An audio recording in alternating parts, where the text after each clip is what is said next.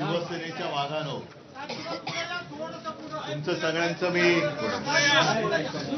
मातोश्रीमध्ये आणि शिवसेनेत स्वागत करतोय.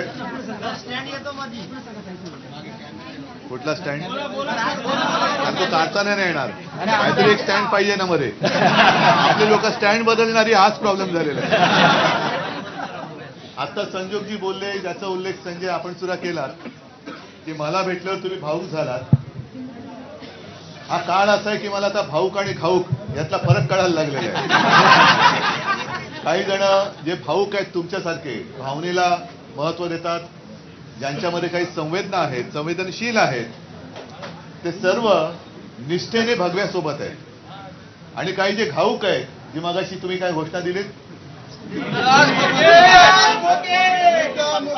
आता ते कोण घाऊक आहे ते तुम्हाला सांगण्याची गरज नाहीये, पण त्यांना त्या खोक्यामध्येच बंद करून टाकण्याची आजची आवश्यकता आहे. तसं पाहिलं तर हा मावळ लोकसभा मतदारसंघ जेव्हापासून तो निर्माण झाला त्यावेळेपासून शिवसेना जिंकत आलेली आहे. अगदी सुरुवातीला आपले बाबासाहेब होते, नंतर मी शब्द दिला होता म्हणून हे आत्ता गद्दार झाले त्यांना उमेदवारी दिली. म्हणजे असं काही नव्हतं की शिवसेनेकडे उमेदवार नव्हता. आता त्यांनी गद्दारी केली.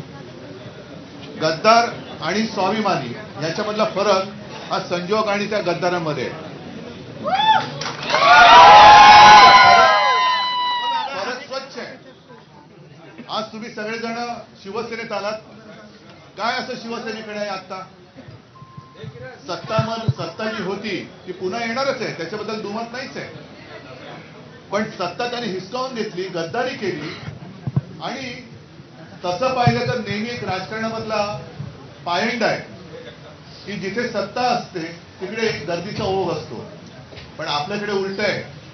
काल सुद्धा जळगावमधनं बरेच लोक शिवसेनेत आले, आज तुम्ही सगळेजण आलात. इकडे सत्ता नसताना तुम्ही सत्ता आणण्याच्या जिद्दीने इकडे आलात, आणि सत्ता आहे तिकडे आपली खुर्ची टिकवण्याच्या लाचारी जे गेलेले आहेत त्यातला स्वाभिमानी आणि गद्दारीतला फरक आहे. मला इथे जास्त काही मोठं भाषण करायचं नाही, पण तुमचा उत्साह मला सांगतोय की तिकडे प्रचाराला मला येण्याची गरजच नाही. लोकसभेमध्ये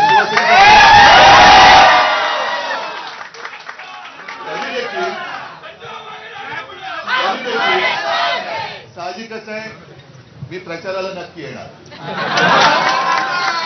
आणि हा मतदारसंघ जरासा भौगोलिकदृष्ट्या वेगळा आहे. थोडासा एक डोंगरावरती जातो, बराचसा खाली येतो. पण आज रायगड मधले सुद्धा माझे सगळे शिवसैनिक पदाधिकारी सोबत उभे आहेत माझ्या. आणि त्यांनी मला पहिल्यांदा सांगितलं की साहेब तुम्ही द्याल तो उमेदवार, तुम्ही उमेदवार द्या, आम्ही या गद्दाराला गाडणार. आता मोठं काम आहे तुमचं आहे, जे वरची लोक आहेत पिंपरी चिंचवड मावळ वगैरे त्या भागातले, कारण इथून आपल्याला मोठी आघाडी पाहिजे. त्यांच्याकडे तसं बघितलं तर पर्याय दुसरा कोणीच नाहीये. मागे एकदा मी असं बोललो होतो की आपल्याला विचारलं जातं इंडिया आघाडीकडे पर्याय कोण, म्हणजे आमच्याकडे पर्याय खूप आहेत पंतप्रधान पदासाठी, पण भारतीय जनता पक्षाकडे कोण आहे?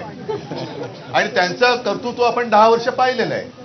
आणि म्हणून मला असं वाटतं की तुम्ही अनायसे आता सगळेजण या मतदारसंघातल्या आलेल्याच आहात, कामाला सुरुवात करा. आणि खास करून मधल्या काळामध्ये आपण जो शिवसेना म्हणून कार्यक्रम सुरू केला होता की गावागावामध्ये होऊ दे चर्चा, तो कार्यक्रम पुन्हा सुरू करा.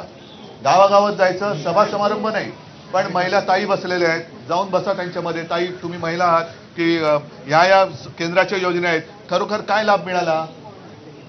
समजा आपल्या शेतकऱ्यांसाठी योजना आहेत, काय शेतकरी दादाला विचारा तुला काय लाभ मिळाला? आठवडी बाजार असेल कुठे, तिकडे जाऊन बोला, पारावरती बसा. ह्या वाड्या वस्त्या पाडे सगळे आहेत, तिकडे जाऊन होऊ दे चर्चा. काय काय सरकारने 10 वर्षात केलं, कारण त्यांनी आता सुरू केले. तर मोदी सरकार म्हणजे सरकार जनतेचं, पैसा जनतेचा आणि प्रचार त्यांचा, आणि तो ठिकठिकाणी रथ अडवतायत. लोकांनी जाब विचारतायत की नक्की काय आहे, नक्की सरकार कोणाचं, योजना कोणाच्या पैशातल्या. तर ह्या योजना खरोखर लोकांपर्यंत पोहोचल्यात की नाही त्याची एक सुरुवात करा. बाकी निवडणूक कशी जिंकायची मला त्याची काही काळजी नाहीये, कारण तुमचा उत्साह दांडगा आहे. हा दांडगा उत्साह विजय मिळवल्याशिवाय राहणार नाही, ही मला खात्री आहे. तुम्हाला नवीन वर्षाच्या शुभेच्छा देतो. आणि एक सांगतो की संजोगजी तुम्ही आणि तुमच्या सोबत जेवढे लोक आलेत, कारण गौतमजी आता ते एकनाथजी पण आलेत, आता त्यांना ते शिवसैनिकच आहेत. शिवसैनिकच आहे. आता जुने नवे काय नाही, एकदा शिवसेनेत आलात की सगळे शिवसैनिक आणि सगळ्यांनी एक आपलं भगवा, कारण मावळ म्हटल्यानंतर पुण्याचा भाग येतो आणि पुणा म्हटल्यानंतर शिवनेरी आलीच. त्याच्यामुळे जिथे छत्रपती शिवाजी महाराज जन्माला आले तिथेच पहिल्यांदी गद्दारी गाड्याची सुरुवात करायची तिथूनच. तर पुन्हा एकदा सगळ्यांना शुभेच्छा देतो. धन्यवाद. जय हिंद, जय महाराष्ट्र.